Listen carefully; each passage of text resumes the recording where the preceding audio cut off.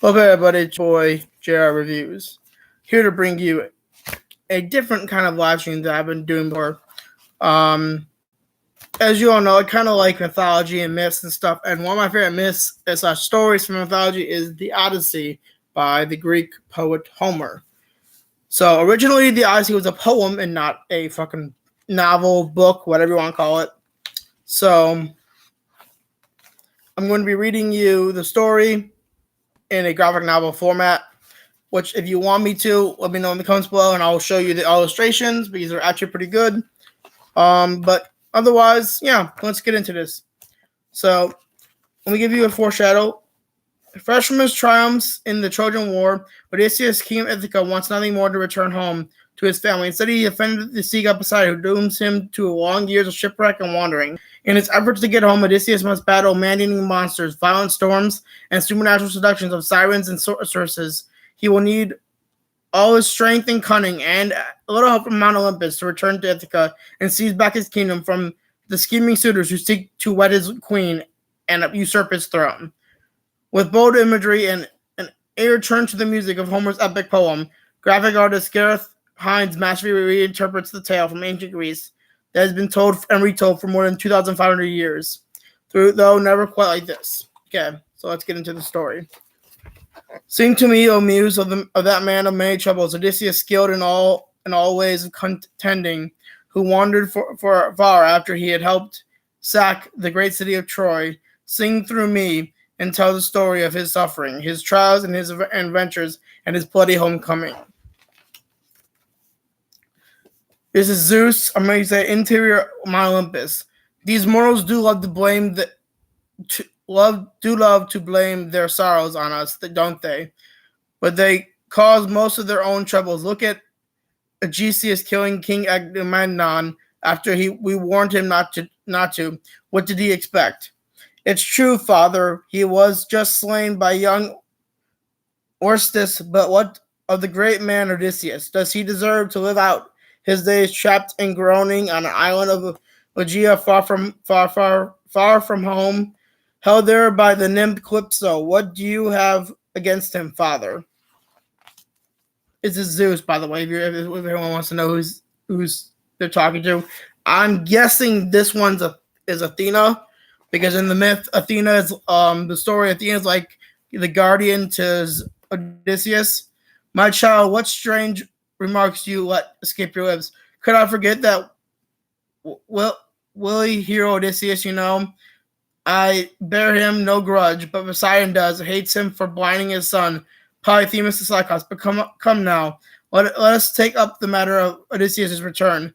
Poseidon must relent. He cannot thwart the will of all the other gods.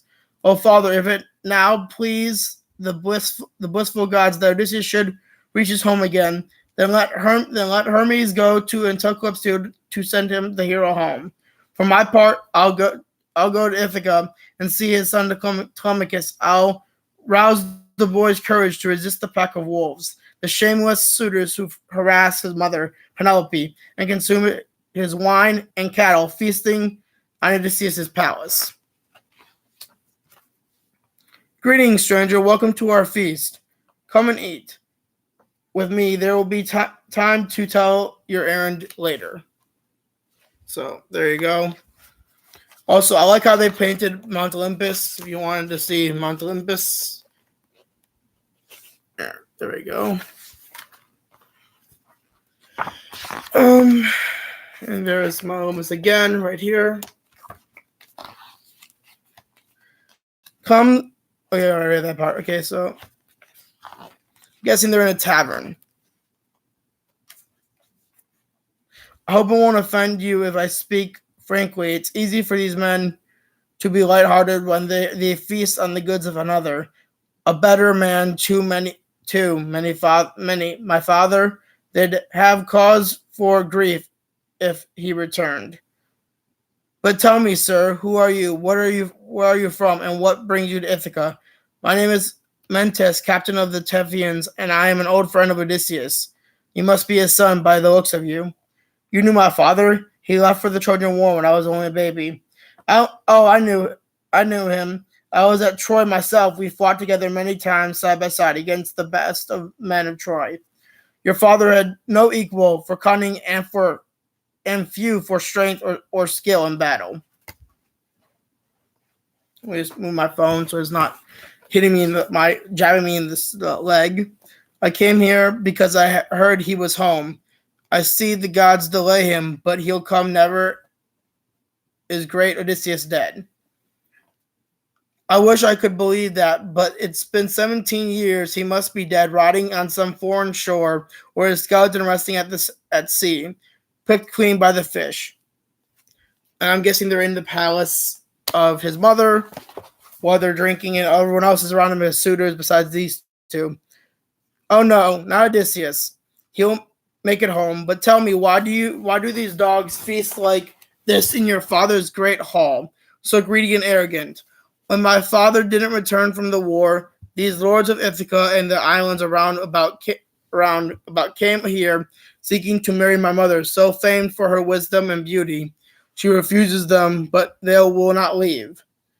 How bitterly you need Odysseus then. I wish we saw him standing armed and helmeted there in the doorway, looking the way he did when I first knew him. These men would wish for faster legs. Basically, they would say if he was here, he would fucking kill them. But why just wait? Get rid of these thieves. Call the islanders to assembly. Invoke the gods. Call on the suitors to disperse. Then take a good ship with 20 oars and go aboard for news of your father.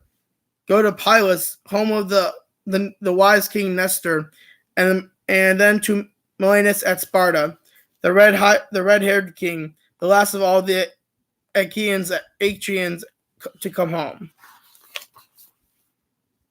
If you hear Odysseus is alive, you can hold out another year.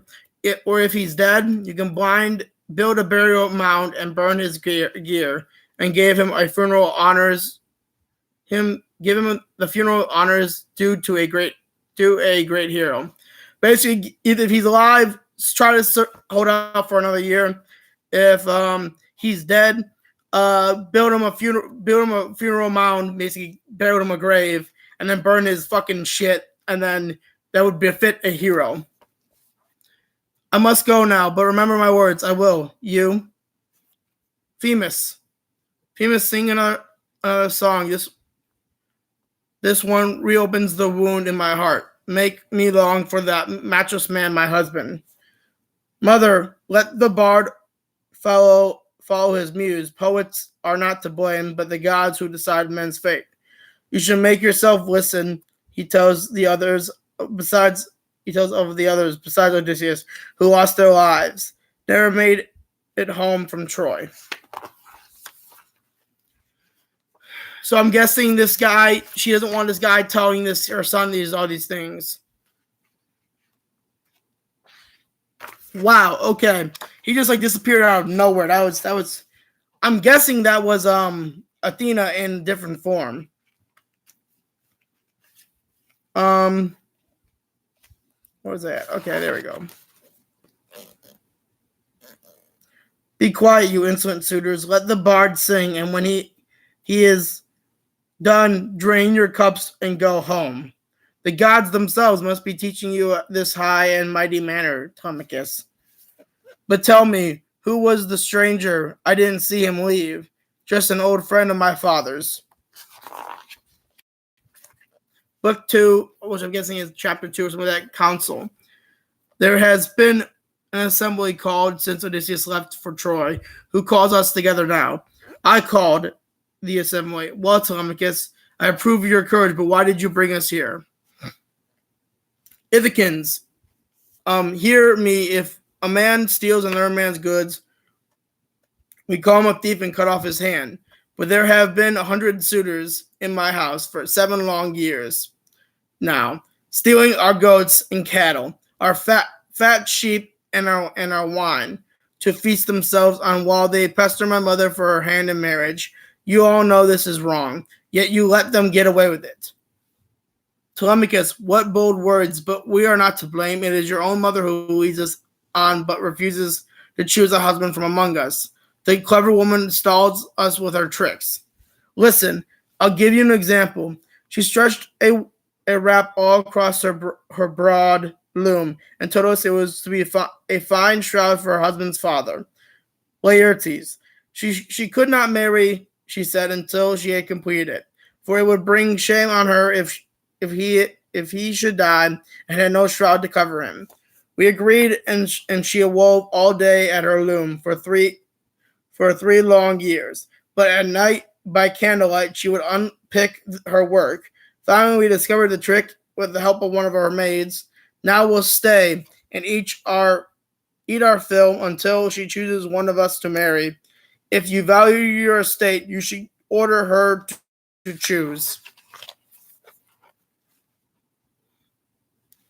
Antinios, can I banish against her will the mother who bore me and took care of me, make an enemy of her father, and bring the Furies down on my head? Never.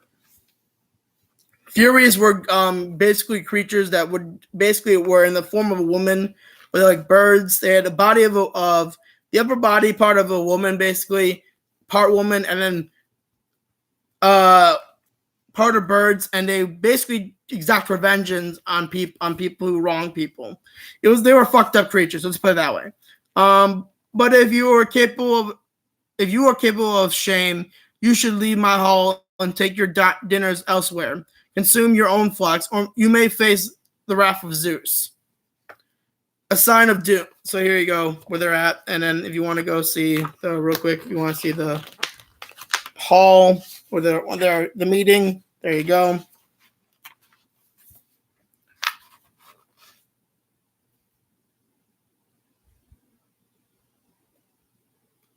He probably did. He was Greek, and Greek definitely had no problems with fucking kids, so, or young little boys and shit back then. So because homosexuality wasn't considered a sin, surprisingly. Actually, it's back then we weren't supposed to be shamed. Like, people weren't treated to be ashamed of their bodies, but their bodies were a work of art. Interestingly enough. So yeah, that's cool. Quiet, O men. Not all birds are omens, and a sign of doom. Odysseus will not be long gone. He brings bloody slaughter for these suitors.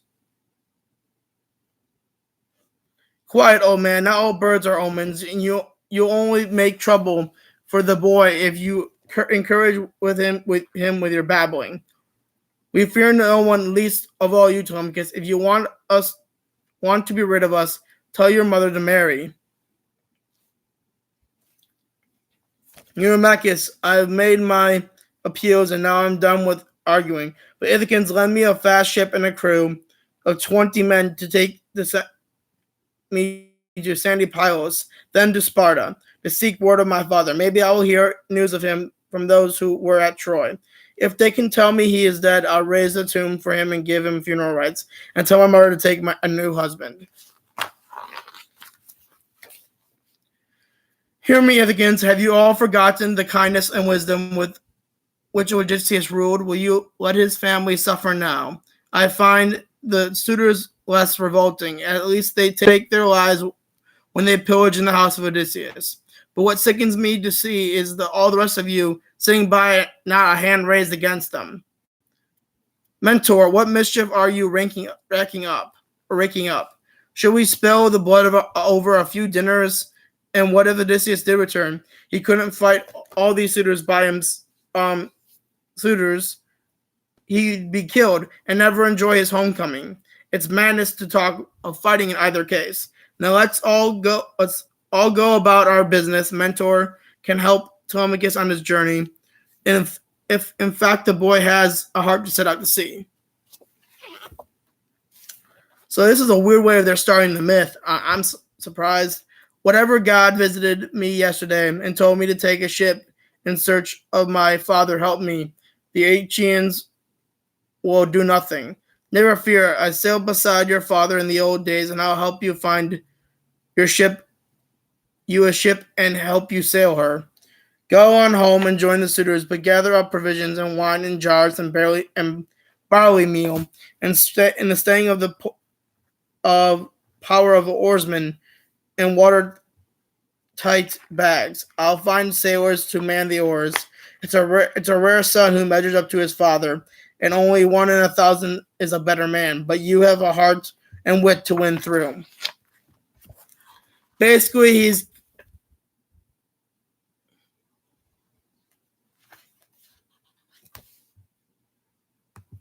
Brandon. It's not by Homer from Simpsons. It's by Homer, the Greek poet who lived literally thousands of years ago.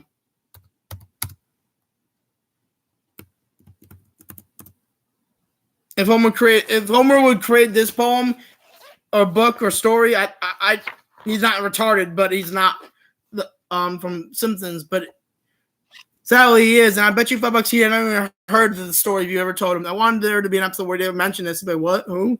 No. Okay, don't be shy. Speak plainly to Nestor, and he will tell you the truth. Strangers, welcome. Join our feast. Make an offering to Lord Poseidon, for his feast is in his honor. Lord Poseidon, who dominion embraces the whole earth, hear our prayer. Glory to the Nestor and all the line of Nilus. Good fortune to every man of Pylus in exchange for their sacrifices, and swift success to Telemachus and myself in our mission. Now that we have put aside our hunger, tell me who our guests.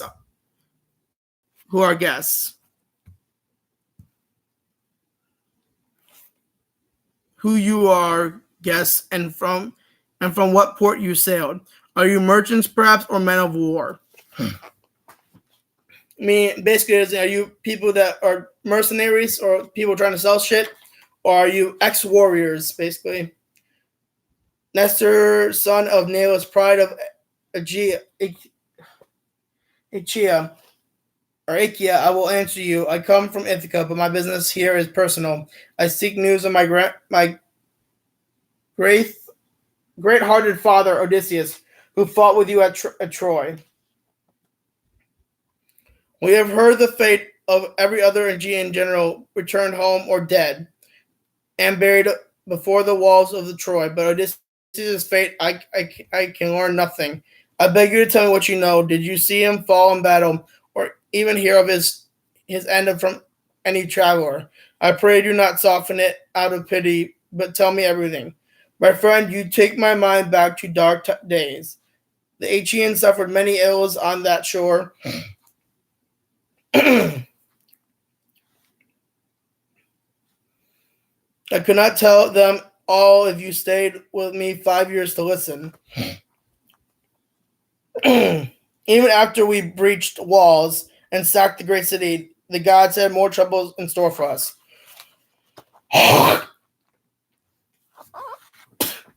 Sorry for that. What's that? Agamemnon and the bonus called meeting that night when all we were drunk with wine and bloody deeds. Nestor was calling for the ships to sail homeward immediately, but Agamemnon wanted to stay and offer Hecatomb to honor Athena. The kings could not agree, and all the men went to bed angry. In the morning, Menelaus and half the fleet sailed off, myself and Odysseus among them. Well, Agamemnon stayed to make the sacrifice, but even among those who sailed, there was a disagreement, and Odysseus is urging some of the ships to turn back to make peace with Agamemnon. I kept on, and Poseidon favored me with good wind so that I could arrive home first, along with the king Diomedes of Argos. Thus, I know nothing firsthand of other aggrieved captains, but I will tell you what I have learned since from travelers. They say Achilles, the fierce Midians, returned safely with his son Neoptolemus. I can't even pronounce fucking these Greek names from the past, guys. It's fucking hard. So too did Philoctetes and Diomedes and all their followers. No matter how far you live, you will have heard the songs about Agamemnon and his gruesome death at the hands of Aegisthus, but his son Orestes avenged the murder and proved that the line of Atreus is still strong. The Atreus applauded Orestes, and his name will live through all time, for he has avenged his father nobly. I wish that heaven might grant me such a vengeance on insolent suitors of my mother, who plot my ruin, but the gods have no such happiness in store for me. Now that you remind me, I have heard that your mother has many suitors who are ill disposed toward you, and you're making havoc of your estate. Do you submit this tamely, or are the gods and islanders all against you? Who knows? Odysseus may come back after all and repay these scoundrels in full, either single-handedly or with the force of Aegeans behind him. I wish he would, but I cannot believe it all will ever happen, even if the gods willed it. When the fuck did we get to do Odysseus' part, for God's sakes?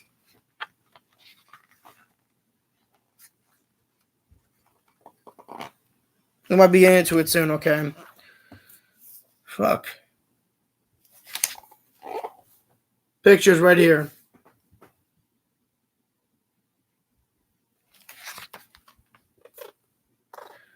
What foolish words, Telemachus. The gods will can save a man half a world away. Besides, suffering long years at sea is better than getting home quickly, only to find a knife in your back, as Agamemnon did.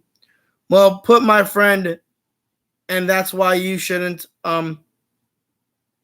leave your house long in the hands of scoundrels. Nevertheless, before you sail home, I would advise you to seek out Menelaus and the red-haired king in his palace at Sparta. He was the last of all the Aegeans to return, and his travels he may have heard something more about your father. Sail there tomorrow, or if you'd like, I'll lend you a chariot to make your journey by land, and one of my sons will go with you as a guide. Good advice. Let's slice the bulls' tongues and make our offerings and be off to our ship to rest.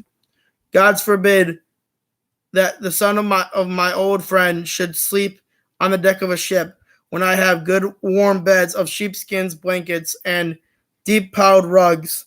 You must be a guest in my hall. Fuck it. You know what? You have a point, Zach. I'll do it.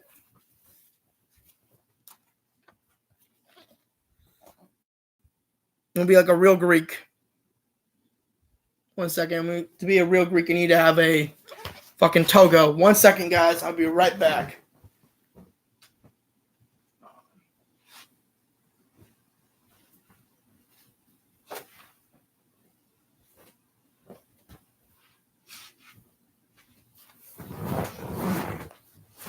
There we go.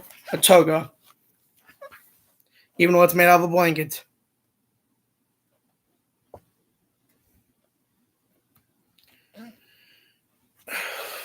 Where is I at? Okay. Well said, Sir Telemachus. Should you do as you ask, but I must go back to give orders and reassure the crew. They're all as young as Telemachus here, unused to the hardships of sailing. Send Telemachus on his way in a chariot with swift horses and one of your sons for company. Yes, the gods are definitely pleased. My friend, I have no fears for you. If at such young age you're so favored by the gods,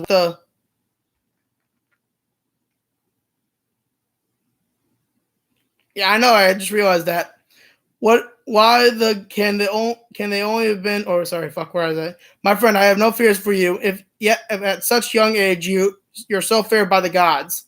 Why, that can only have been Athena, Zeus's gray-eyed daughter, who always favored your father in battle. Oh, lady, can you hear me? Grand fame and good fortune to my wife and sons, and noble heifer, 1 year old, that no man has ever yoked or driven with, will be yours in sacrifice. I'll sheath her horns in gold and offer her up to you. Book 4, Sparta. Barnes knew how to fucking party. Let's put it that way. Welcome, sit, eat your fill, and then you may tell me who you are. Though I can already tell you by your looks and manners that you are the sons of kings. Look, Parisius, the gold and silver and precious stones, everything is so richly wrought with let me just move this a little bit closer.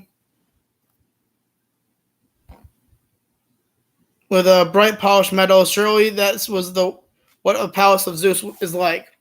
No man can rival Zeus, for his palace is move this a little bit closer.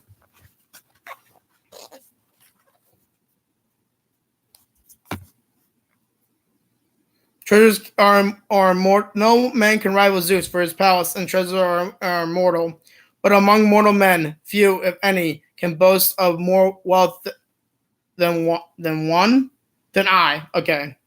Still, I take a little pleasure in it, for while I was out at sea, gathering these treasures, my brother was slain in his own palace, struck down by his wicked wife and her lover. I wish I had come home with 1/10 the riches, but with my brother and the other fallen Aegeans still alive. One man I miss above all others. He did more for our cause, suffered more on the sea than any other, and we know not whether he is alive or dead. He left only a sorrow for his wife Penelope and his young son Telemachus. If you want to see it again, so this is them in Sparta. He's basically getting told that he's probably going to get told what he heard. Do you know, Melanus, the names of these guests? Shall I guess? I may be wrong, but I must say I have never seen them such a resemblance to as this lad has to a noble Odysseus. I think so too, and I just know when I mentioned the great man, I saw tears spring to the lad's eyes. Sir, you are right. I am Odysseus' son. Wise King Nestor advised me to come here.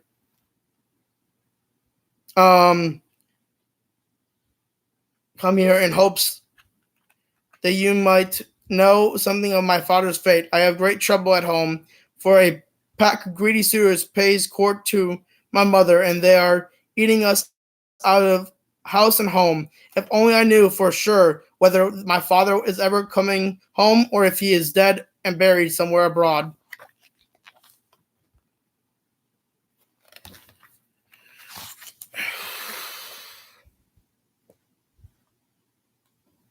So these cowards would usurp a hero's bed.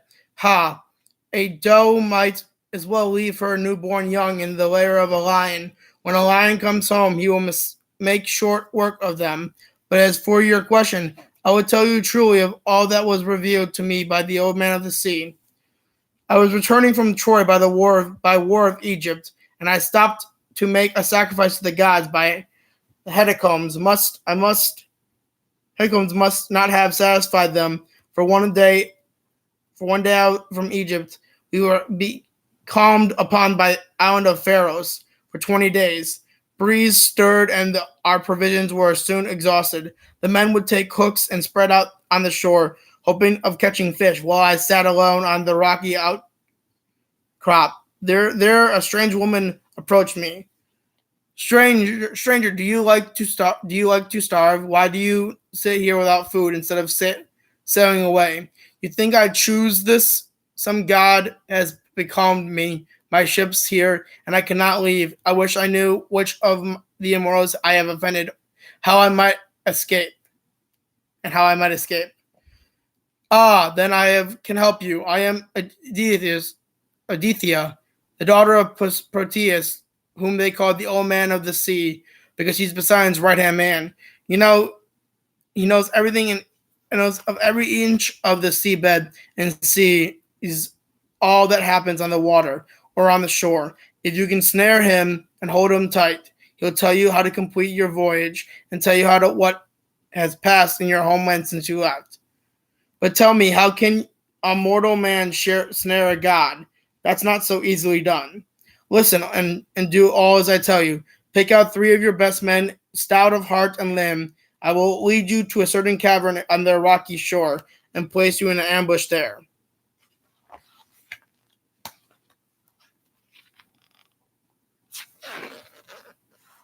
And the girl, you want to see the girl, which is actually quite pretty, right there.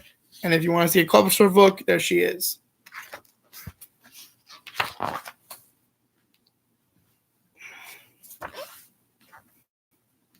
You all hide in several carcasses, and I'll dab ambrosia beneath your noses to make that stench. Make the stench. When the sun hangs at high noon, my father will emerge from the waves by a great pack of seals, which he will usher into his sea cave. He'll count them as a shepherd counts his sheep, and will lie down among them to rest.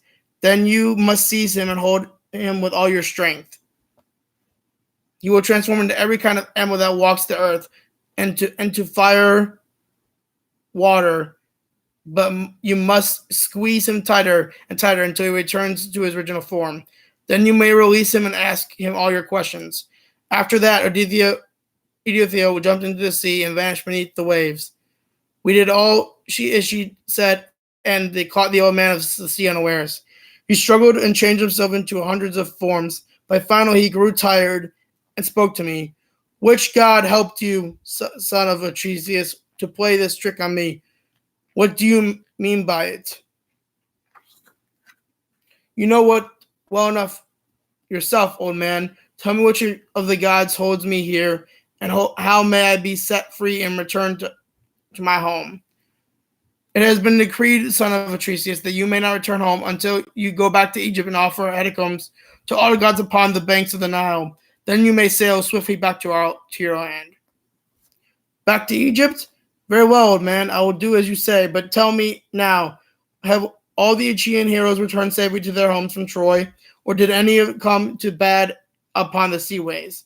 Son of Atreus, why ask me this? It can only cause you sorrow. Very well, you know how many fell on the field at Troy. Of those who sailed away, and only 2 perished. A third still is, but is hindered from returning. Ajax was wrecked. Poseidon drove his ship upon the rocks of Graea. He pulled himself from the sea and might still have survived, but he boasted that even the gods couldn't drown him. Poseidon heard this and split the ledge he was standing on, so that he fell back into the brine and perished.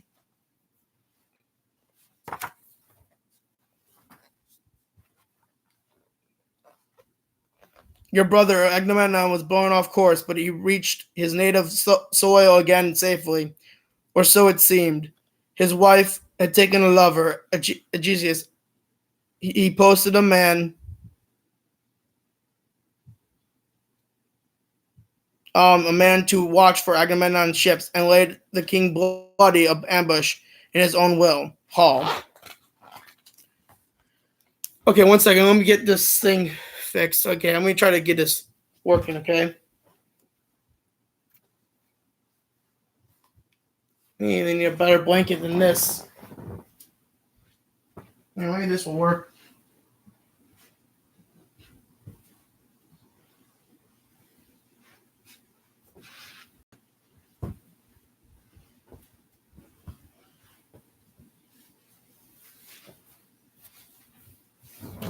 There we go. That's how we do it.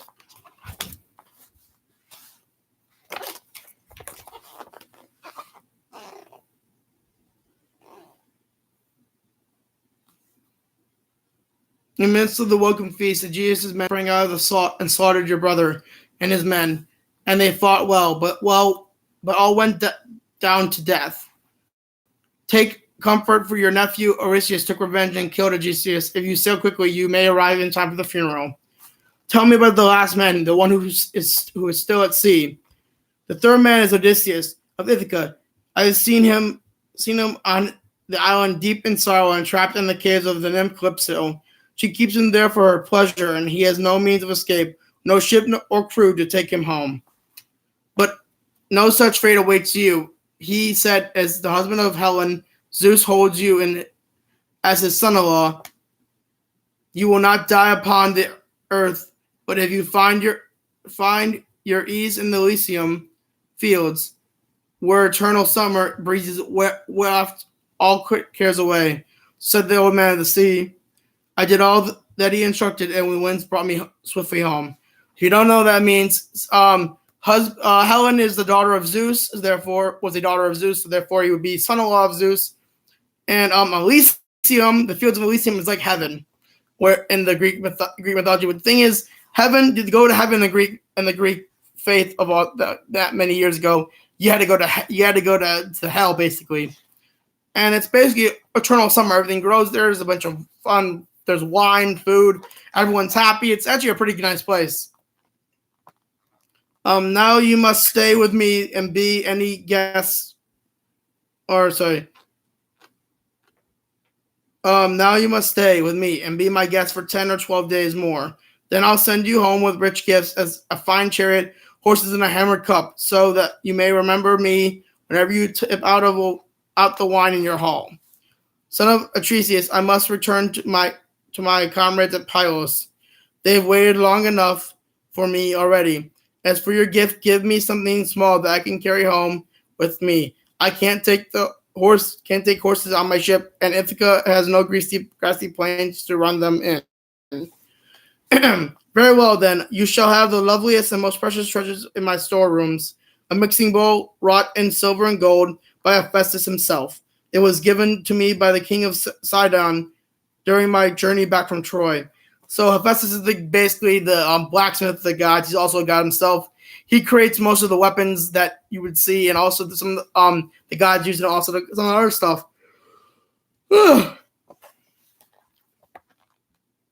Journey back from Troy. This shall be my gift to you, that you may remember me whenever you feast in your hall at home. And that's supposedly what it looks like here. Yeah, there you go.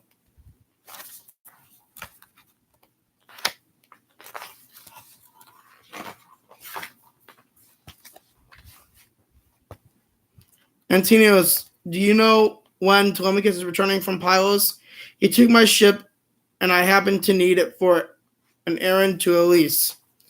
The insolent pup. When did he leave, and who went with him? And for that matter, why did you give him your ship?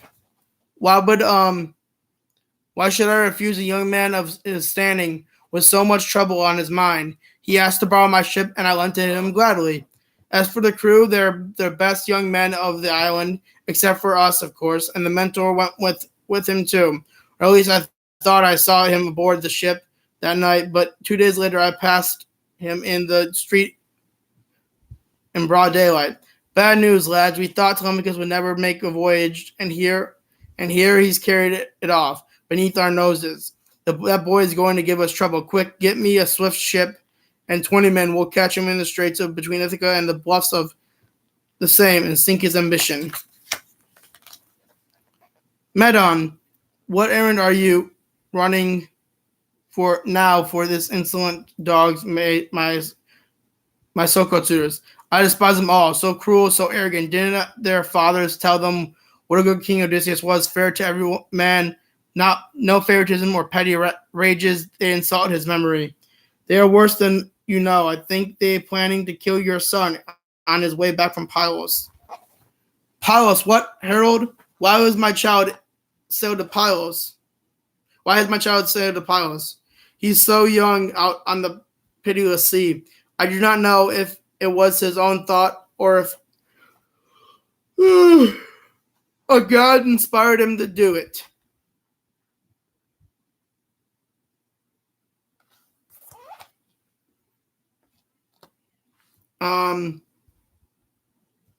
But he went to find the news of his father. Leave me. Athena, child of Zeus, whose shield is thunder, if ever my husband burned rich thigh bones of oxen to you, please protect my son.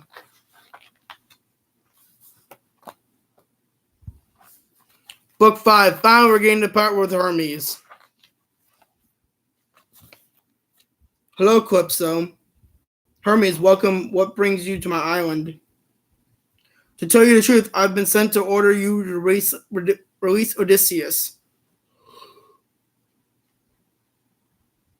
You cruel, jealous gods! You never allow a goddess to love a mortal man. When Rose fingered Dawn fell in love with Orion, Artemis struck him down with her arrows. When Demeter lay with Halcyon, Zeus smote him with a lightning bolt. And now you will take my lover away, even though I saved him from drowning, nursed him back to health, and offered him immortality? It's no use arguing with the will of Zeus. That can be said more than once. If Zeus commands it, let him be gone. But I have no ship to give him. All I can do is point his way and advise him find his home again. The rest of is on my hands. So be it then. And Calypso, I'd be more gracious toward the will of Zeus if I were you. He may hear your words and punish you. Oh, forlorn man, stop your tears. I am ready to let you go. Come on, put your skills to use. Take us up tools. Fell some of tall trees for timber and build yourself a sturdy raft, strong enough to withstand the ocean waves. I will give you stores of food and drink and tell you how to reach your home. The rest will happen as the gods command will it.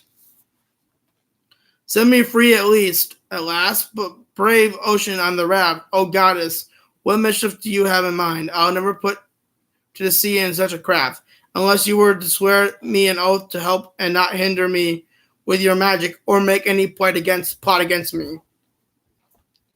What a devil you are, always suspicious. Very well, I swear to let earth be my witness.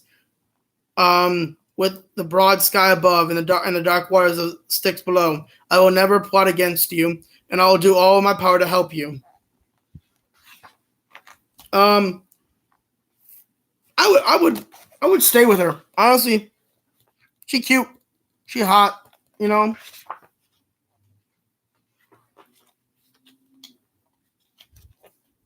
Son of Laertes, are you really so determined to leave me and return to your beloved Ithaca?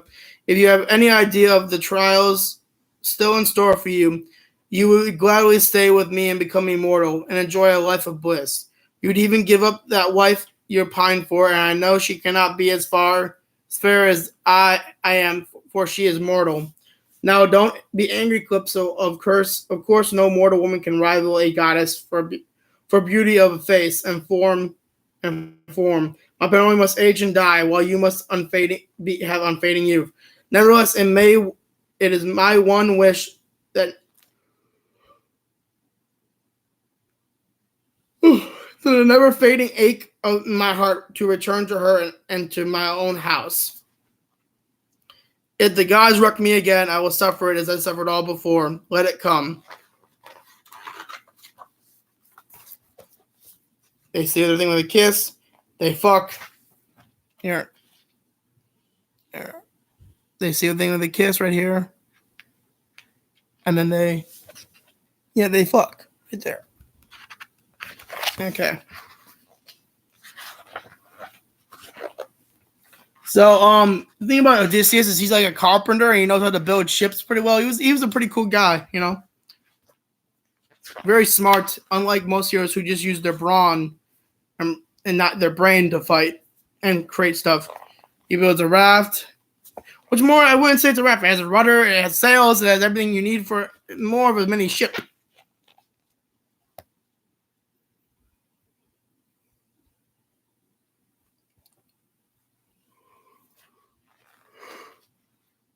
So I go off to Ethiopia for a few days, and the other gods decide to release Odysseus. Poseidon says this. Coincidentally, he is also my favorite god, too. We'll see about that. Let me just say this. Poseidon held a grudge for almost 20 years. That's a long time to hold a grudge.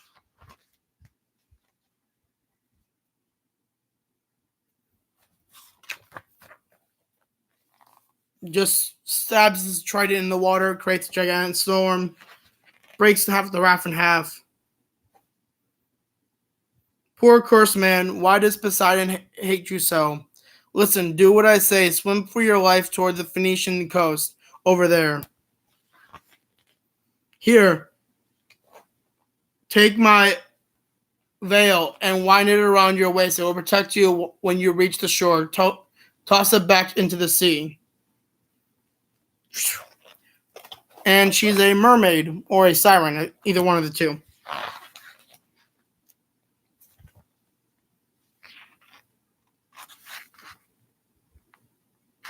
He ties it around his waist. Surprisingly, gets there and safely. Oh gods, have you let me survive all this to only be smashed against these rocks? Is there a break in these cliffs? Hear me, Lord of the river. I come to you in great need. Show mercy, calm your currents, and let me swim to shore.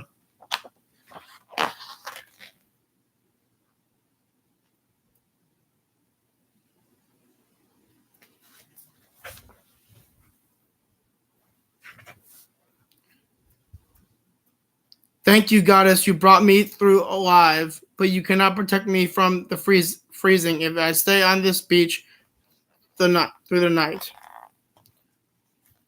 He made the shore just as safely. Book 5, Phoenicia.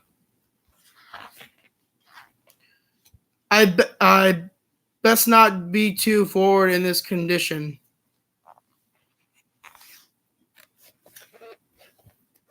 Oh, he's basically half naked. That's probably why. Tell me, are you a goddess or a mortal maiden? I have never seen a girl so fair as you. You seem like an Artemis, the great Zeus's daughter. I'm afraid to hold your knees and beg for your mercy, yet my plight is desperate. I have been on the sea 20 days, riding the great swells through the gale winds to escape the island of Ogygia. Yesterday the storm wrecked me and left me stranded upon this shore. I pray that you take pity on me and tell me where I am, and then give me some scrap of clothing to wear, and in return the gods grant you all that you desire. Stranger, I can tell by your words that you are neither a fool nor a rascal. If the gods wish you to suffer, there is nothing to be done but to endure it. But here on this island you will not lack for hospitality. My name is Nausicaa. We are the Phoenicians, and this is our island in which are ruled by our king, by my father, King Alcinoos. Okay. By the way, Phoenicia was a very great, powerful island back then. It was really like where all the master sailors were. Fun fact: when for most Greek cities at the time, your navy was compiled mostly of Phoenicians, and Phoenicians were brought to the island to teach you how to sail. Come back, cowardly maids. Remember that all beggars are sent by Zeus. Let's feed the man, but bathe him in the river and give him a clean, dry tunic to cloak to wear.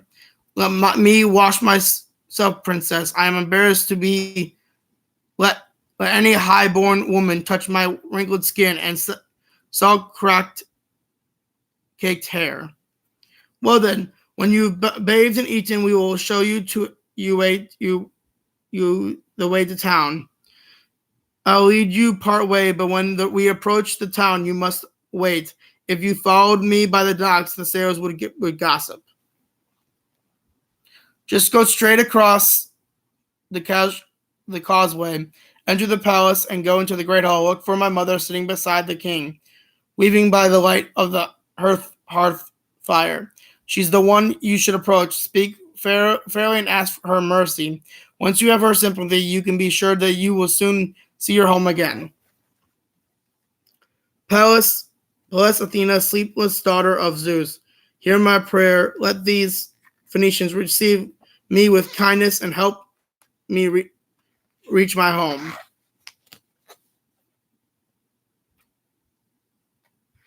Book 7, King Alcinous. So that's a weird robotic dog thingy. I'm guessing Hephaestus created it. Look at it. See, weird robotic dog thing.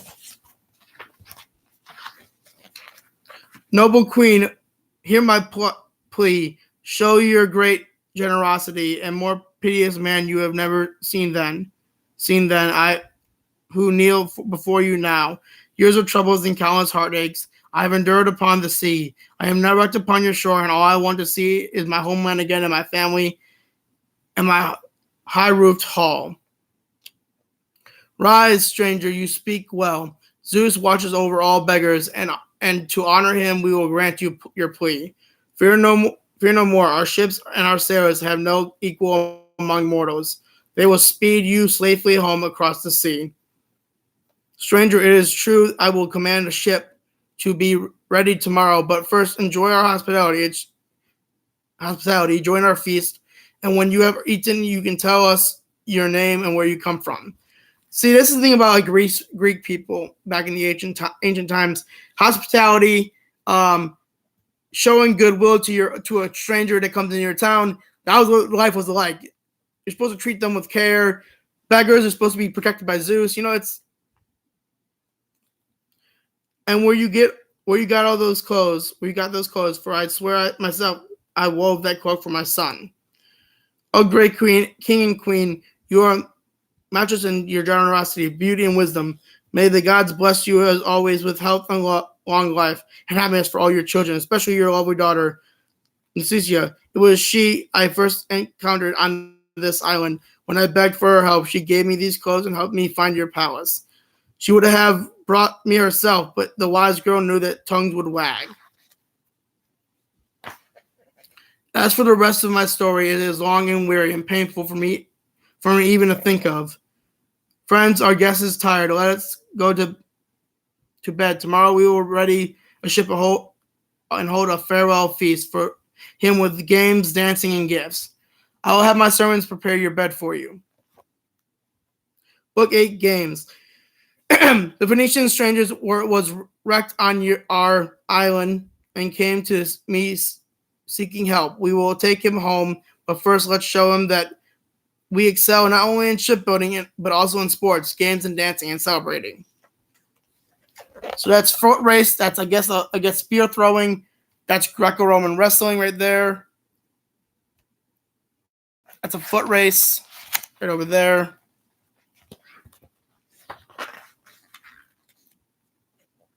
Oh, that's shot putting. We know that from like if you're in cross country in school.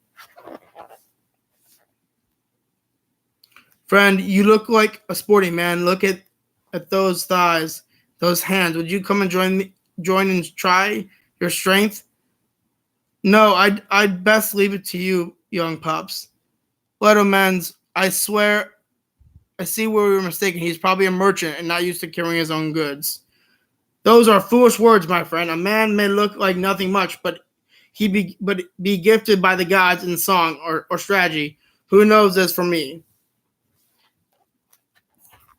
Thud makes it, I guess, does it really well. And I'll throw another one just as far or farther, if you like. For that matter, if anyone cares to test his strength in wrestling or boxing, I'll knock him down. Please, peace now. Rest easy, stranger. I don't blame you for your anger. Aurelia spoke like a fool, and you've shown him up. It's time to put aside these contests and show you what else we are famous for, dancing.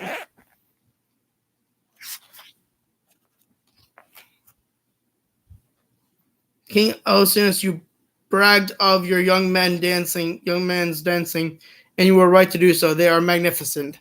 Stranger, your manners are godlike. Come, princes and nobles, let's send our new friend home with rich gifts to amaze his countrymen. Bring them to my hall, and we'll have a farewell feast. Aurelius, you should apologize and give him a gift too. I was wrong to taunt you, stranger, and I'm sorry. Please accept my apology and take this sword of bronze and silver with an ivory sheath to remember my friendship. Well spoken, Aurelius. I return your friend and wish the gods blessings on you. May you never have need for this sword.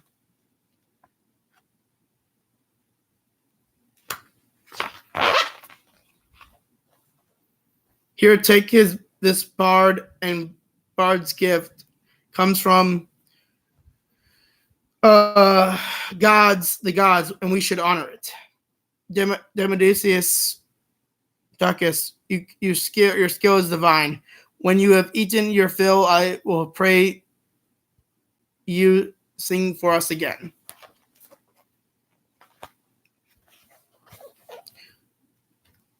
Stop it. Or stop. It seems this song brings grief to our guest. Tell me now, friend, and hold nothing back. What is your name? Where do you come from? And why do you weep at these songs of Troy? Did you lose comrades there? Listen, it pains me to tell my story, but it seems you must pry into it, intensify my grief. Where shall I start? For the account of my trouble it is long. I suppose I should begin telling you my name. I am Odysseus, Laertes' son. The whole world knows me of stratagems, and my fame has risen to the heavens. My home was under the clear skies of Ithaca. Now I will tell you of the misfortune that Zeus has sent me during my long voyage home from Troy. Book 9, Odysseus, the story begins. Finally. The same wind that launched me from my beaches from the windy of Ilium after Troy's fall blew my fleet of ships to the land of Sionis. We sacked their rich city for plunder and dividing the riches so each man had his proper share. Then I commanded the man to board our ships and sail for home. But they resisted. They wanted to stay and drink from the great casks of the wine and gorge themselves on plundered delicacies. While I argued with them and they loitered, ignoring me, those Sionists who had escaped the city went quickly to their neighbors and gathered up an army to take revenge on us. They attacked with force so numerous that they were like the leaves in autumn. My bad, I'm stuttering for some reason. They drove us back to our ships, and I feared we might meet our end, but we held them off long enough to launch our fleet and escape, though we lost 6 men from each ship's crew.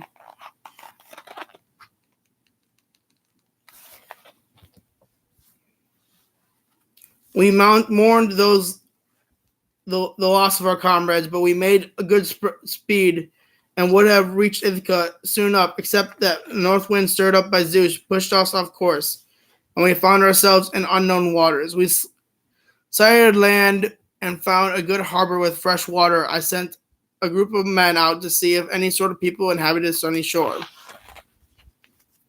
Ah, yes.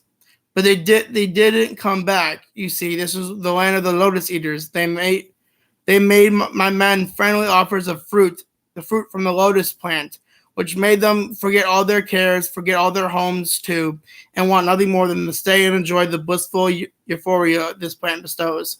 So basically, this plant's a drug, and it's like poppy and opium and shit, and it makes you not want to leave and do anything, leave anywhere. Just want you to eat more food and it basically forgets everything and makes you happy and euphoric. When I saw what had happened, I was dismayed, and I had to drag them forcefully back to the ships, ordering my men to tie them beneath the branches and row quickly away. Luckily, I did not taste the fruit. As we sailed farther into the unknown sea, a fog descended, and for a time we could see nothing. Suddenly, our ships ran upon a sandy beach. We found that we had sailed into a calm harbor, and we rested there thankfully for the night. In the morning, we saw we were on a small but lush island with wild goats jumping among the rocks and a fresh stream running down the hill. We had soon brought down enough game for a fine feast, and accompanied by the wine we had taken from the Sionis. As we ate, we had eyed the rocky shore and stood across the narrow channel from us, and saw cooking fires and other signs of habitation. I determined to go and see what sort of people lived there, and ordered my ship to reach readied, while the rest of the fleet stayed securely in the harbor. As we approached, we saw a great cave in the near the shore with sheep pens surrounding it. Something made me uneasy, so I picked 12 of my best fighters and armed myself well, and by some inspiration brought with me a cask of our best and strongest wine. We found the cave, deserted and quickly explored it. It was huge. Inside a part of it was divided into pens, which filled with lambs and kids. There were great a fire. There was a great fire pit and an array of pails of baskets for making cheese.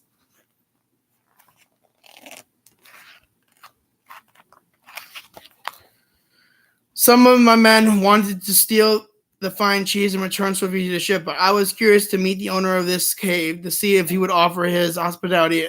It would have been better if I had listened to them. Soon enough, we saw him. He returned to the cave, herding the flock of sheep and rams. Herding the flock of fat sheep and rams. When we had them inside, he picked up a massive stone slab that was lying by the entrance and slid it easily across the opening. His strength bulk terrified us, so that we cringed in the shadows as one by one he milked his fat ewes, curdling some of the milk for cheese and leaving 2 great piles to drink from. When he had put all the sheep in their pens, each suckling under its dam, he lit a fire and suddenly spied us. "What, strangers? Who might you be, little men? And what are you doing in my cave?" "Sir, we are travelers from afar who chanced upon your shore and found your cave. We humbly beg your hospitality and remember that guests are under the protection of Zeus." "Zeus? Ha! We Cyclops do not fear the gods." "What ship brought you here?" "Where is it anchored? Are there more of you?" "Sir, our ship was splintered upon the rocks, and we swam ashore. The rest of our comrades drowned in the icy waves."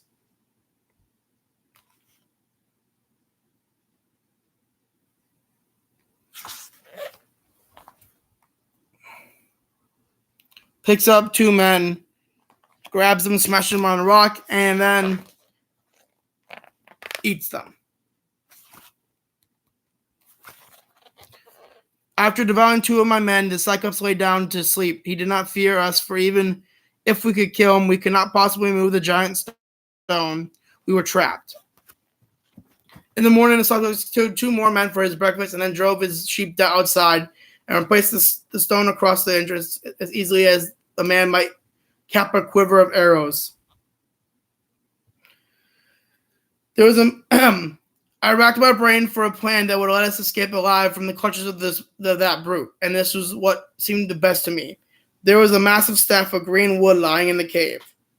I whittled this down to a sharp point and hid it in the back of the cave.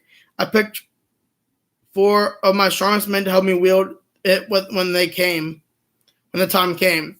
Once again, I had to stand by and watch as he killed 2 more of my men to make them his dinner. When he had devoured them, I approached him. "Here, have some wine, monster. I have brought it as a gift, though that means nothing to you. I will wager it's a finer than anything you've ever had. You have here. Drink it all down. Give me some more, stranger. Tell me your name, for I will make you a gift in return for this magnificent wine." 3 times I filled the bowl, and he drained it empty. Then, when his wits were addled, I answered him.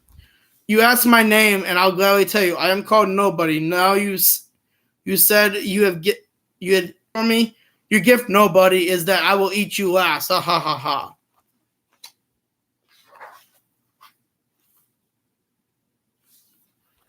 And then they get up when he falls asleep and thrust the sharpened, what you want to call it, spear or whatever, wooden staff into his one eye, blinding him. Deeper twist. No. "I'll get you." Polyphemus, what's the matter? Is someone attacking you or trying to steal your sheep? Nobody is trying to kill me. Well then nobody's in there. You must be sick. There's nothing to be done except for pray to your father Poseidon.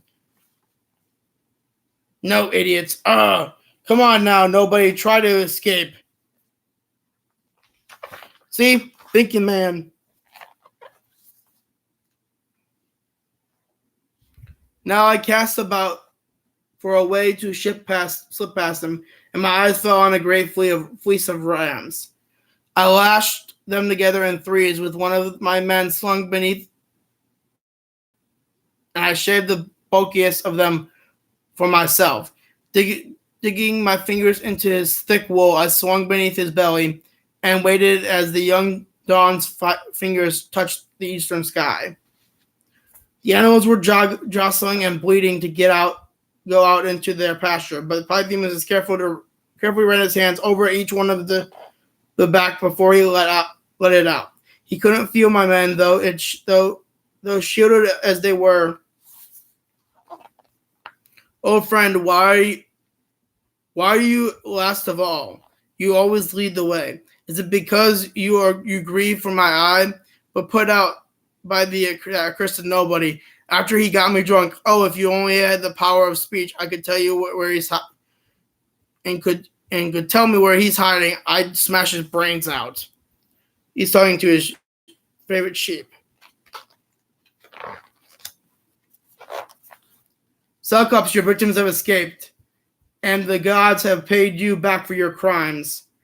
Throws a gigantic rock at him, narrowly misses him. The splash raised a swell that drove our ship almost back to the shore.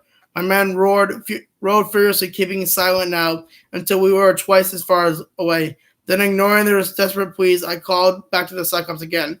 Cyclops, if anyone asks who put you out your eye, tell them it was Odysseus of Ithaca. Oh no, the old prophecy has come true. I was told Odysseus would rob me of my sight, but I was expecting some giant of a man, not a puny trickster like you. But I am Poseidon's son, and he will hear my prayer. Poseidon, Earthshaker, god of the sable locks, if I am indeed your son, grant me revenge on Odysseus of Ithaca.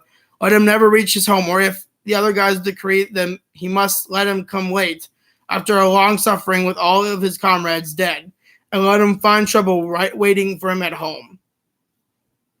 So he prayed, and the god heard them. He seized another boulder, and even bigger than before, and hurled it after us. But this time, it landed behind our ship, and we were pushed up, and the wave pushed us swiftly forward until we came into a little island where our comrades were waiting.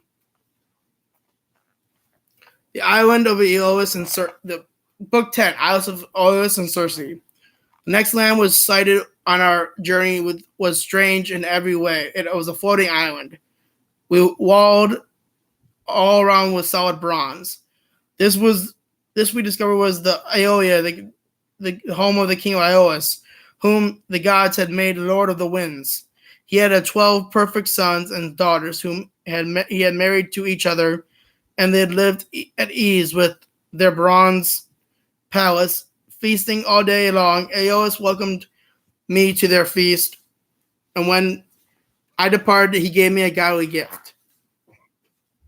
He captured all the winds and bound them upon a great bag made from the hide of a full-grown ox, sealing them the neck tight.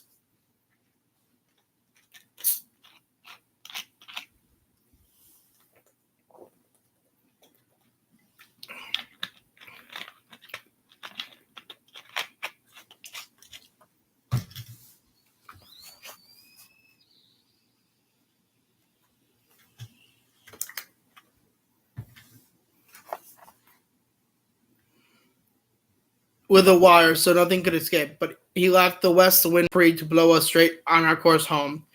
I stayed up for 9 days without rest, manning the helm myself, for I was determined that nothing would stop me reaching from home now. We sighted land, Ithaca. I thought my troubles were over, and I left the helm to sit and rest my legs. But sleep overcame me, and as soon as my eyes were closed, my mischief erupted among my crew. They took into their hands the bag Aeolus gave a musket. Aeolus gave me must contain gold and riches, which I planned to keep all for myself. The fools, mad with jealousy, and decided to open the bag and see. I awoke to a nightmare. In my grief, I had thought that I should cast myself overboard and drown rather than suffer the tragedy. But my spirit made me cling to the rail and endure it all. The winds unleashed battered our ship and blew us wailing back from our homes all the way back across the sea to Iolia. What, Odysseus back again? How can this be? I sent you on your way with all that you needed to reach your home. Sir, my crew betrayed me. They opened the bag and released the winds. I beg you, great king, save me again. You have the power to do it easily. Pitiful man, the gods must surely despise you, and I will not go against their will. Leave my hall and never return. So we sailed on, cursing our fate. 6 days we rowed, and on the 7th we came to shore on tall cliffs encircling a fine, calm, neutral harbor. My captains all sailed in, but some instinct warned me to moor my ship outside the cliffs, to try tying her fast to the rocks. I climbed to the top of the cliff and saw smoke rising in the distance. 2 of my men volunteered to go and see what manner of people lived there. They had not gone far when they met a great strapping young woman. She brought them to the hall of her parents, who were the king and queens, Lesgeonians.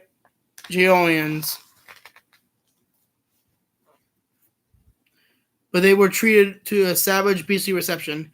I called to my men to cast off and retreat, but it was too late. Island of giant cannibals. Right there. Only my ship escaped. The rest were smashed, and the Lesgionians spared my helpless men from the water like fish. Or speared my helpless men from the water like fish. So we sailed on, mourning our comrades, and we came to another island where we moored our ship and took on water. We were all afraid to explore after our experiences with the Cyclops and the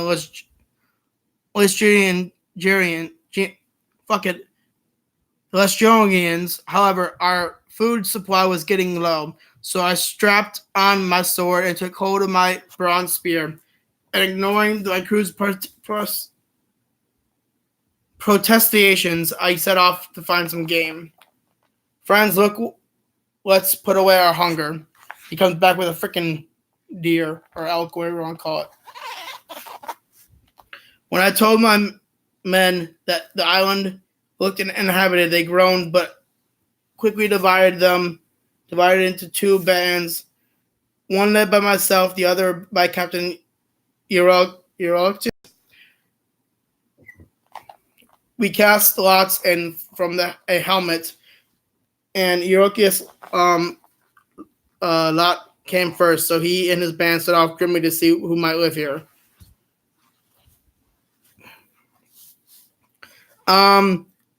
Lots is basically their version, the ancient version of drawing straws.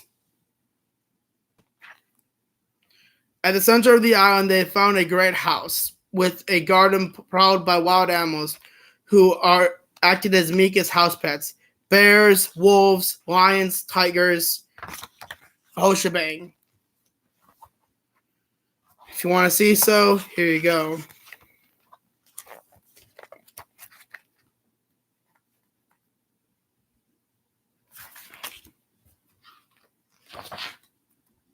They heard a beautiful voice singing within. Drawn by her song, my men went to the door and hailed her. She came out at once to greet them. The bewitching queen, Circe. Only Eurocus held back, sensing a trap. Circe mixed the men's bowl of sweet concoction made of cheese, barley, and golden honey, and premium wine. And into this she also stirred a magic drug. Orpheus returned, raving about men being transformed. His story was hard to believe, but it made me burn with curiosity. They were transformed into pigs. Hard to believe, but it made me burn with curiosity. Though the men wanted to put to sea at once and escape, I made up my mind to see what had happened to my comrades and rescue them if I could. Well, great Odysseus, looking for trouble again?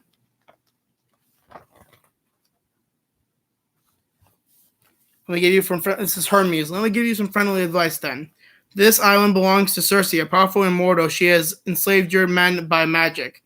If you would seek her out, then take this herb with you, chew it up and swallow it, and it will protect you from her spells. This herb will later is called moly, and the term that we get to know as holy moly comes from this part of the story of Odysseus. When her magic fails, she will try to seduce you. Threaten her with your sword and make her swear never to harm you and release your men. Then you can lie safely in her bed and enjoy the magical delights of the island for as long as you please. I found all as Eurystheus had described. She gave him the bowl. Now into the pens with your comrades, you swine. Just as Hermes said, she tried to seduce me, but I made her swear by all the gods not to harm me and release my men. And they were retransformed into humans. I brought up the others who waited at the ship, and they were all bathed and given royal clothes and fed to the choosiest delicacies by Circe's handmaidens all day long and day after day. So we stayed, avoiding savoring all these pleasures, while elsewhere the season turned to a full year past. Then some of my men urged me to resume the voyage home, and I knew they were right. Circe, I must not stay here any longer. Radiant goddess, give us provisions for the journey, and tell me how I to set course. Right there. So, fun fact about Circe: not only is she one of the goddesses of magic, she's also the goddess of sex. So fuck yeah, right? I will not hold you back, but if you wish to reach your home safely, you must have the advice of the great seer Tiresias. Yes, you must journey to Tiresias is long dead and buried. Yes, you must journey to Erebus, the land of the dead, to consult him. No ship can sail to the land of the dead, nor can the living men return from the shore. Do not fear. Remember, I have sworn the eternal oath to you. It is neither so far nor so hard as you think. I will tell you how to make the journey, and go now and gather up your men. I will provision the ship for you. I roused my companions, and they wept and wailed when I told them we must visit the land of the dead. But I hustled them down to the ship and put them to work so their tears were stilled for what good could come of grieving. Book 11, The Land of the Dead. Just spread your sails, Circe told me, and north the wind will carry you, direct you to the black shore. Beach your ship and go inland, looking for the lake where the river of fire and the river of tears meet. Dig a trench there on the shore's forearms. On the shore, a forearm's length of each on each side, and a sacrifice of a black lamb and a young goat. There, the spirits of the dead will soon appear, drawn by the smell of blood. Have your men quickly burn the carcasses in the sacrifice to the 12 gods while you draw your sword and stand over the trench. You may see spirits, you may you may know. Spirits you may see spirits you know. But let none touch the blood until Tiresias appears. Question him about your journey, and he will tell you everything. Alphanor, how did you get here? You were with us yesterday. Captain, it was my ill luck that brought me here, more slippery than your black ship. I had drunk too much and gone to sleep on Circe's roof. In the fresh night air, I was roused by the sounds of the men marching out of the ship. In my confusion, I missed the ladder and fell headlong, snapping my neck. Captain, I must now go back to that way again, and I pray you, by the love you bear me and the long years we served together, burn my body and raise a monument of stones for me and plant atop it a long oar I pulled in my life. I promised him, and his spirit faded back into the darkness. But then another came, another shade, and I knew it too well. Antilyssa, my own beloved mother, who had still lived when I sailed for Troy. The sight broke my heart, but I kept my sword out, and she held back from it, until I fell and saw the man I sought, Tiresias. So great Odysseus, right there. You have come you come to me for prophecy and advice. You want to know how you can return home to your beloved island of Ithaca. Yes, great sage. Tell me what you see and how I can complete this journey. You can only reach your home by disciplining yourself and your men. Heed my words. You must not touch the cattle of Helios, the sun god, who sees all. If you leave those sacred cattle beasts unharmed, your ship and all your crew will reach safely to Ithaca. But if you allow your men to kill any of Helios' cattle, then your ship and crew will be destroyed, and you will suffer more long years at sea. You will return at last, but under the strange sail, unrecognized at home, and your palace will overrun by enemies, suitors who seek to eat up your flocks and claim your wife. Once you have killed these men, whether in open combat or by stealth, and put your house in order, you must take an oar with you and travel to inland until you reach a country where men know nothing of ships or the sea.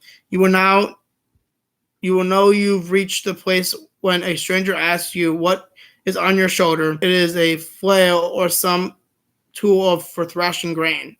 Then you must plant your and make a rich sacrifice to the Lord Poseidon, a ram, a bull, or a breeding boar, asking his forgiveness for putting out the eye of his son Pythimus. Then return home and make rich sacrifices in return. If you do this, then death will come upon you peacefully in old age with your loved ones around you. Your words mix the bitter and the sweet, but tell me this too. I think I see my mother there, shadowy and insubstantially. Is she really among the dead, or do my eyes play in this place? Can I speak with her? Yes, she is dead. It is simple enough to speak to any spirit here. Just allow them to taste the blood, and they will converse with you. Oh, mother, my son, are you still at sea? Have you not set foot on your native Ithaca, or comforted your wife? No. Is she well, mother? Is my son? And what of my father, your husband Laertes? Your son is well and stout and strong of limb and mind. Your wife pines for you, soaking the floors with salt tears. So does your father. He has exiled himself to the hills, where he sleeps with the shepherds. And your mother, how did you? I too pined away, waiting for your return, until my grief I took my own life. My mother's shade faded away. That's what they call it. They're basically ghosts. And through my tears, I saw a crowd of famous ladies approach. I let them taste the blood one by one and asked them who they were. Alcmene, the mother of Heracles. Epicus, who unwillingly married her son Oedipus. Oh, that's fucked up. Epidemia, who bore the twin giants Otis and Euphrates, so strong that they challenged the gods of Olympus. And 1,000 others, too, named them, would take more take the whole night and more. Become Alcinius, great king. You must all be weary of my long tale by now. Odysseus, my friend, look around. You hold us spellbound. It's not yet midnight, and we all want to hear the rest. Go on, sleep. We'll wait. Tell me, did you see the ghosts of any heroes? Your famous commemorative of Troy. I did. First of them to approach was the High King Agamemnon. He related the story so familiar now to all the world of the treachery of his wife and had planned for him when he returned to Mycenae. His advice to get to me: don't let anyone know you're home until you have ascertained the state of affairs. Then came the greatest Achaean hero of all, Achilles. O great Achilles, how fortunate you are, godlike in life, and even among ghosts, you stand a lord of all, over all. Flattering words as always, Odysseus, but spare me your praise of death. You don't know what it is like on the side. I'd rather be plowing a pharaoh or the lowest servant in some peasant king's employ than a lord among these empty souls. But since you are still among the living, tell me of my son. Did he prove himself in the war, uphold the line of Peleus? Never fear, Prince young Nephthys joined us at Troy and proved himself both in council and in battle. We waited in the wooden horse. He alone moved in, not a muscle, never grew pale or showed the whites of his eyes, but gripped his spear silently and implored me to open the door and command the attack.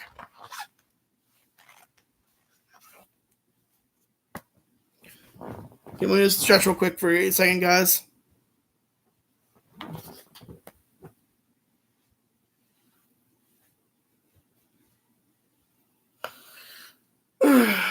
Okay, I think I'm ready now.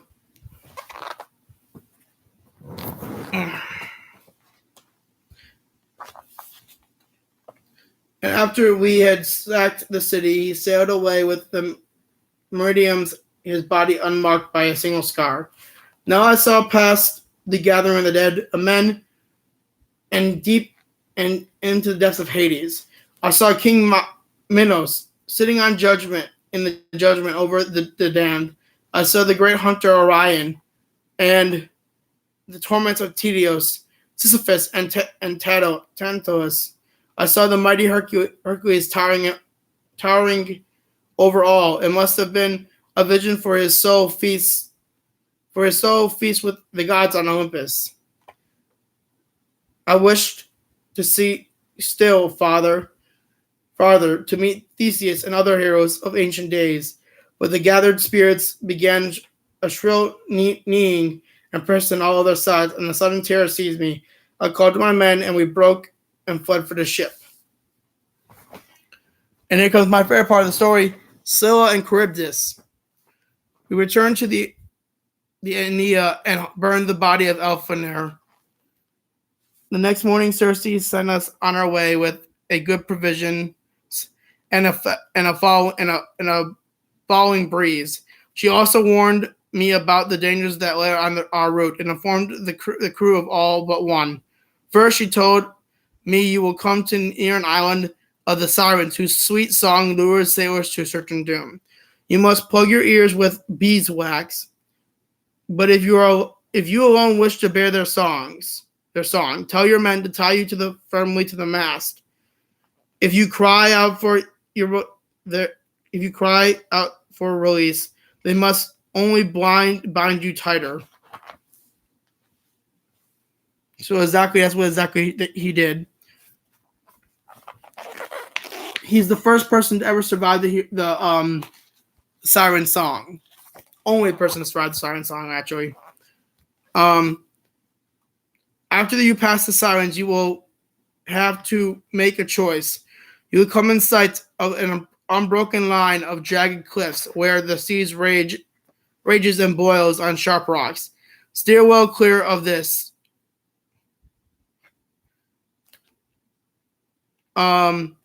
for no ship that approaches can avoid being wrecked. Even birds who try to pass that way are caught in downdrafts and perish in the spray. Pulling ahead hard to clear those rocks, you will have to go between the steep, mist-shrouded mountain and a headland. And a headland. On the headland, you will see an olive tree growing, and below it, the sucking mouth of called Charybdis. 3 times each day, the sea is swallowed down into this pit, and then vomited forth into a steaming geyser. If you go that way, your ship will surely be pulled down and broken to splinters. So stay close to the mountain, even though it too is home to a horror. Scylla, she is called, a 6-headed monster who lives in the cave high up on the rocky cliff, above the reach of the strongest bow shot. But her long neck can reach down all the way to the sea and snap up dolphins and seals and fish who swim below. She will snatch away 6 of your men, 1 in each mouth. But if you row hard, the rest of you will escape with your ship intact. Tell me, Circe, how can I kill this Scylla and save my men? Surely she has a weakness. Stubborn old campaigner, I'm thinking I say. Put that idea out of your mind. She is too terrible by far.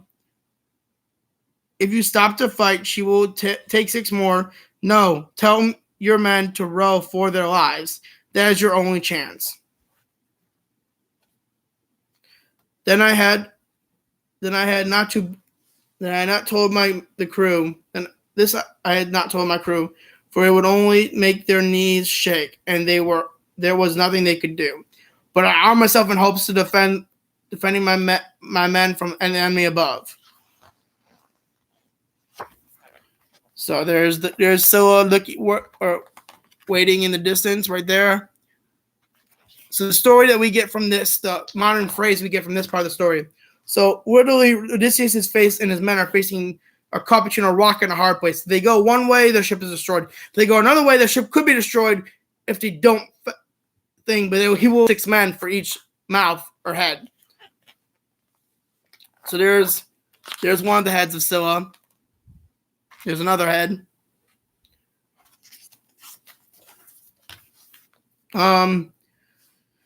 So that's where the thing. Row for your lives, said Odysseus.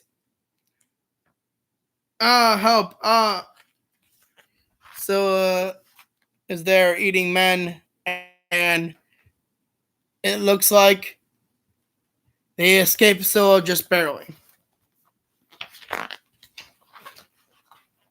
After that, you will see the island of Thracia, where the sun god Helios keeps his divine cattle, tended by 2 immortal nymphs. Remember Tiresias' words, steer clear of the island, and before long you will make landfall in Ithaca. I remember it well, and told the crew repeatedly, but when we came inside of the sunny island with its green meadows and bubbling streams, my exhausted men clung to the land. They were mutinous, and I saw the fate that had us by the leash. Before I would let them on land, I made them swear that they would not eat only provisions. They would only eat the provisions Circe had given us, and never touch Helios' cattle. Just as we beached our ship, a storm blew up. This cursed wind blew continuously by the day and night for 30 days, trapping us on the island. As long as Circe's food and wine held out, the men were content. But when at last it was gone, the starvation began to rack their bodies, and all the eyes turned toward these magnificent cattle. Reminded them of their oath. I reminded them of their oath, then went to climb the highest peak to ask the gods for help. I prayed to all the gods of Olympus, but their answer was to close my eyes. Their answer was to close my eyes with an accursed sleep. While down on the shore, Phyllis hatched a fateful plan. Comrades, hear me. All men fear death, but the worst of death in all is starvation. And it's repugnant, painful, and slow. We should not die pitifully and on this beach. we will make sacrifices to the sun god, promise him a grand temple on Nika, and ask his forgiveness. If he destroys us instead, it will at least we'll go down fighting. Oh, cruel gods. I returned to the ship, racking my brain for the way to set things right, but it was no use. I knew we were doomed, and soon fearful omens confirmed it.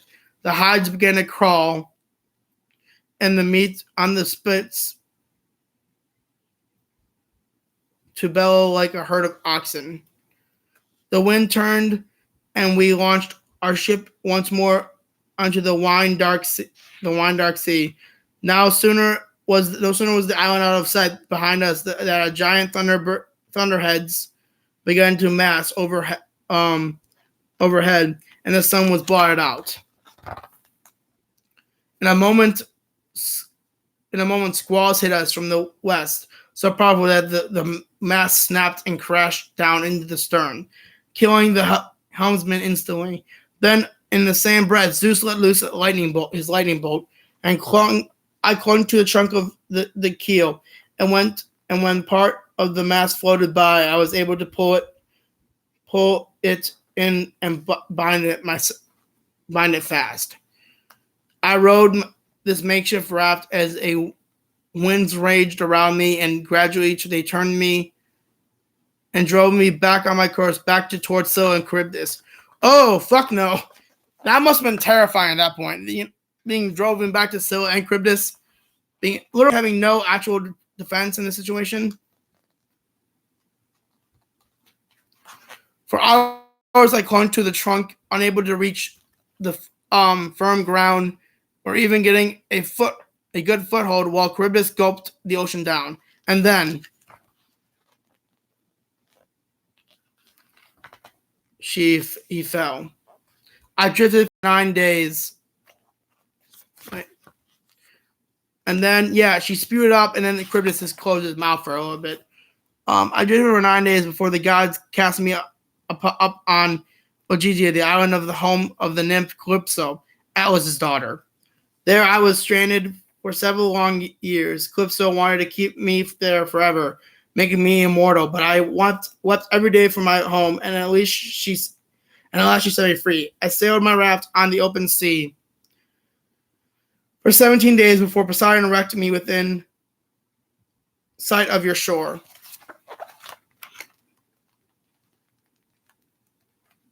The island, Charybdis, being closed finally. Book 13, home at last. And that's where I'm going to stop this video right now.